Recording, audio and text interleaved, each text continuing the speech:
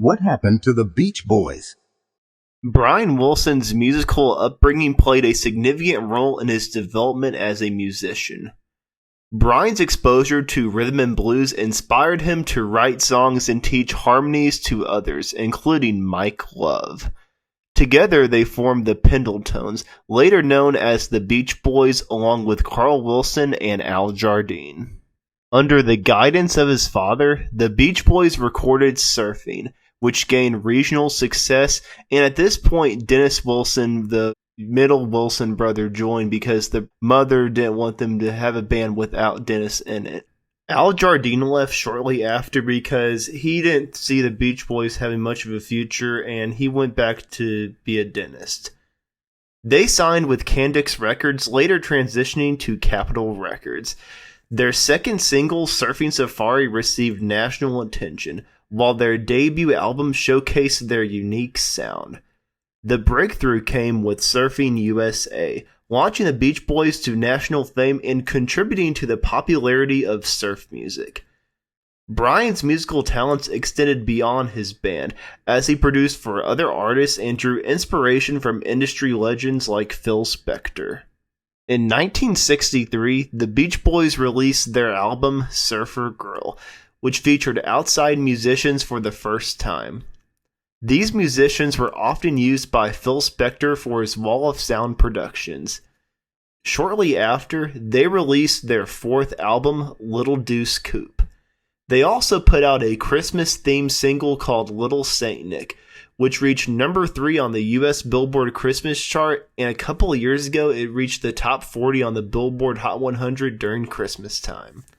At the end of the year, David Marks left the Beach Boys, and that was because Murray Wilson and David Marks' parents had issues with each other, and plus David Marks was immature, and he even admitted himself later in interviews that he would have handled it better had he known what would come later on.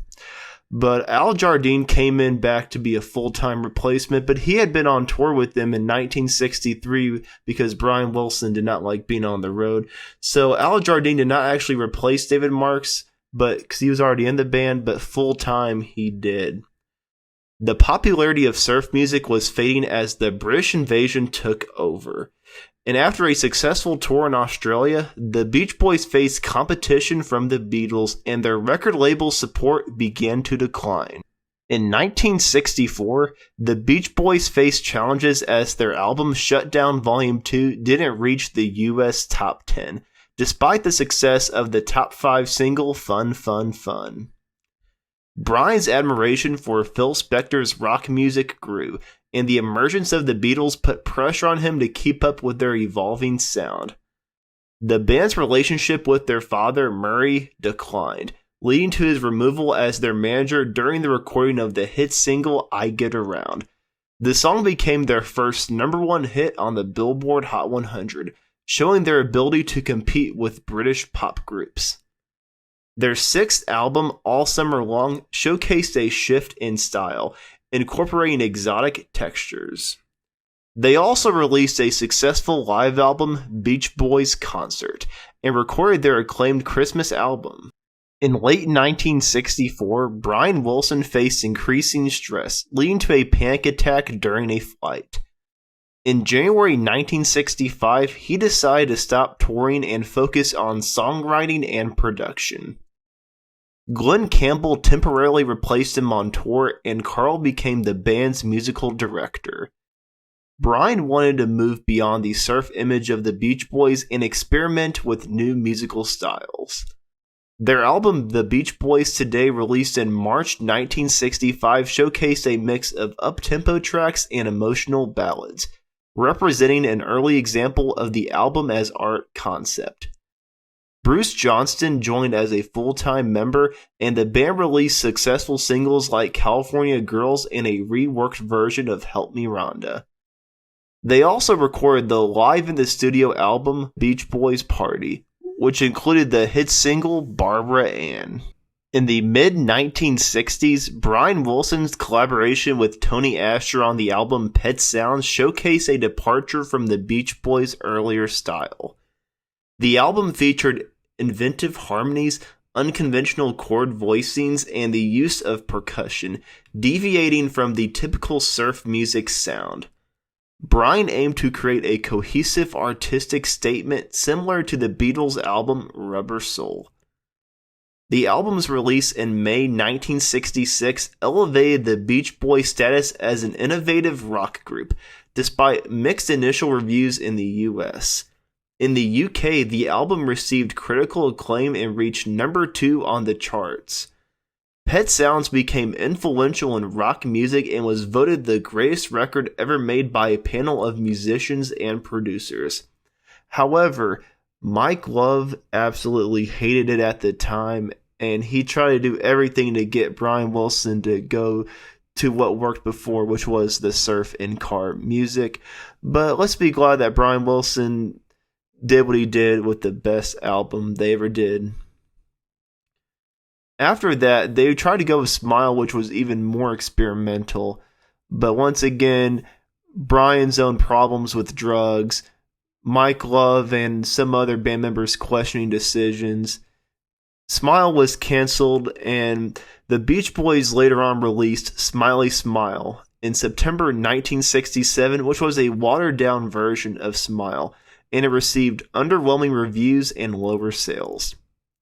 Despite this setback, the Beach Boys' artistic experimentation left a lasting impact on pop music. In response to the mixed reception of their previous albums, the Beach Boys released Wild Honey in December 1967, a departure from their orchestral sound and an attempt to regroup as a rock band. The album featured less group singing and focused more on Brian Wilson singing at his piano. Despite its deviation from mainstream music at the time, Wild Honey failed to achieve high chart success and received inconsequential reviews, further alienating fans who had high expectations after the announcement of Smile. The Beach Boys' popularity dwindled in the late 1960s, and their public image clashed with the trend of heavier music. Brian's songwriting output declined as well, and the group faced challenges in maintaining its identity and relevance in the changing music landscape.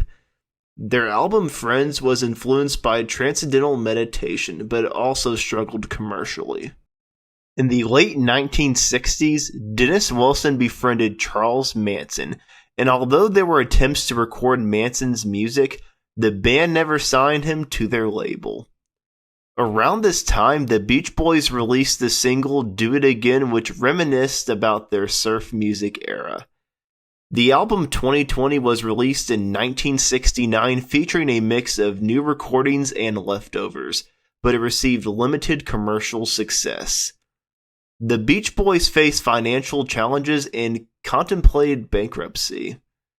During these struggles, their relationship with Capitol Records ended, and their catalog was sold.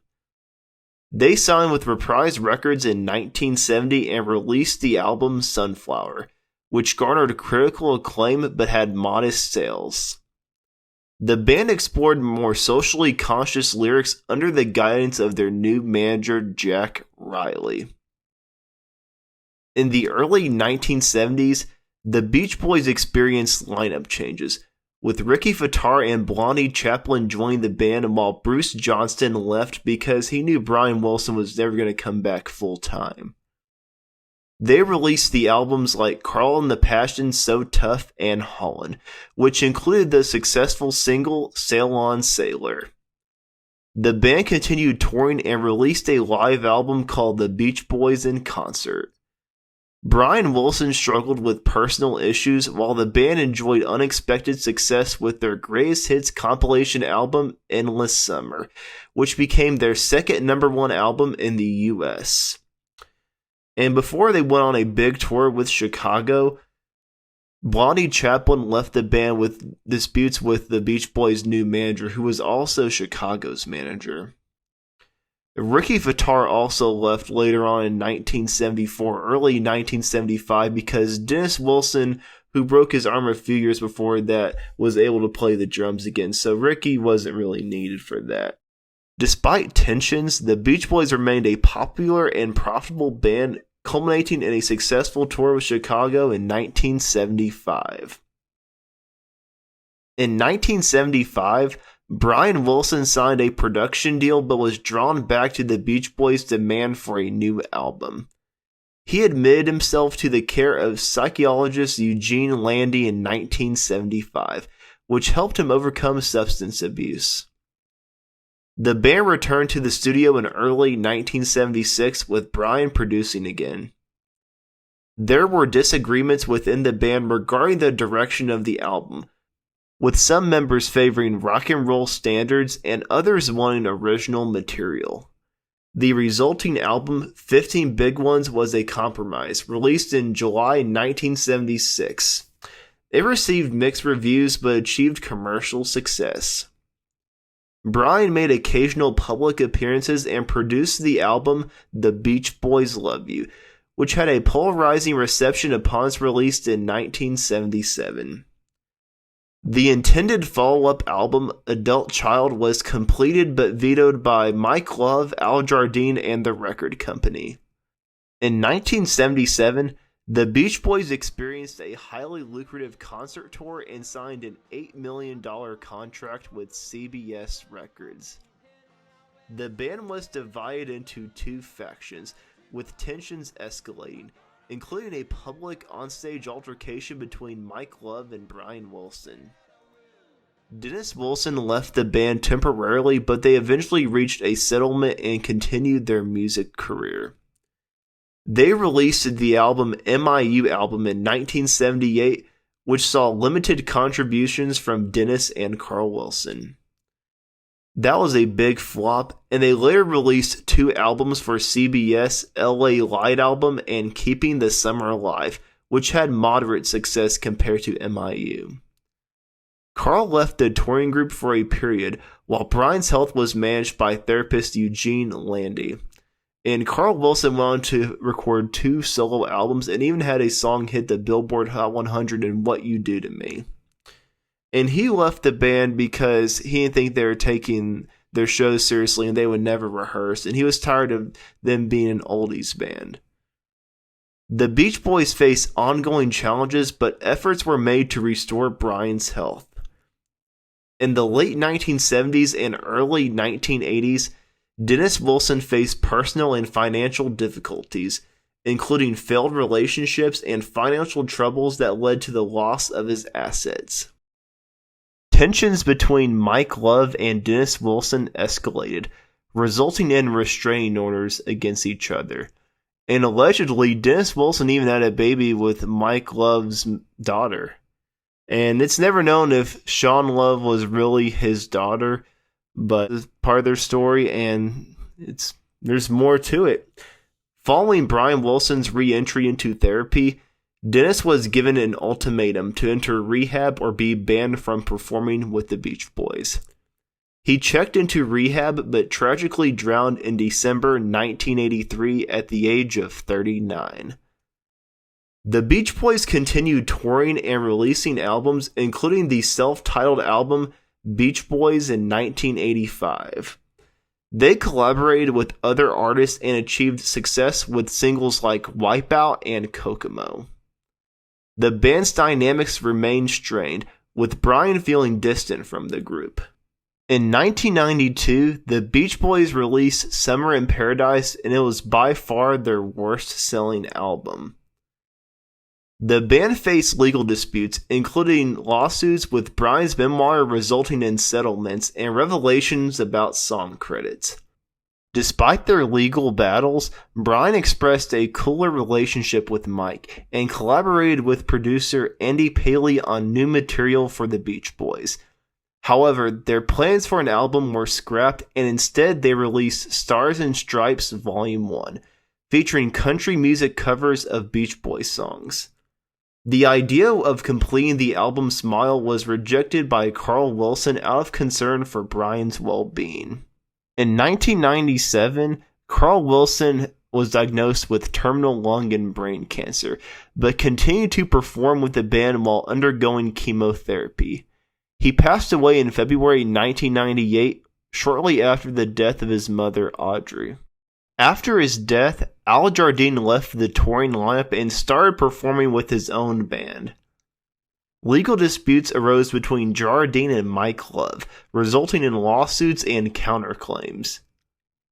In 2000, a TV miniseries called The Beach Boys: An American Family premiered, but faced criticism for historical inaccuracies.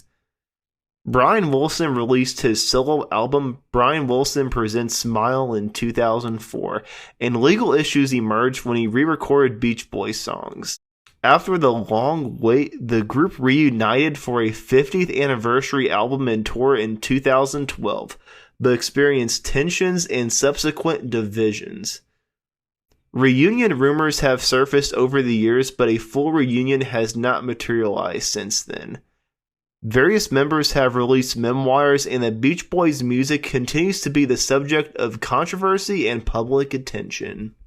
As of the recording of this video in mid-July 2023, Brian Wilson is still alive, and he's retired from touring, but he's still alive and doing well.